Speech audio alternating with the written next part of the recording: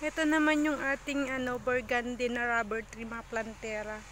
Gustong gusto ko rin po siya kasi tignan nyo yung suloy niya. Ayan. Ayan, 1.5 mahigit yung kanyang suloy. Tapos pati yung mga iba, mga plantera. Ayan. Tignan nyo naman yung kanyang suloy. Oh. Tapos yung bago niyang Ayan, bago niyang dahon. Ayan, medyo mainit kasi. Ayan, tingnan nyo yung suloy niya, mga plantera. O, ang haba niya. Ayan, 4 po yung sanga niya. Ayan, 4.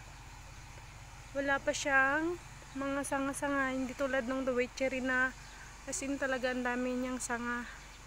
Ayan, medyo late ito mga plantera na nagkaano. Pero parang rin siya.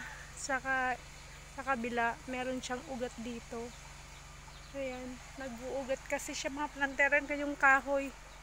Pwede siyang maging baging. Ayan siya.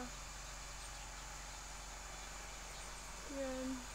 Pagka umaga mga plantera, ayan, palagi ito yung palaging tinitignan ko kasi napaka nila yung mga ating rubber tree.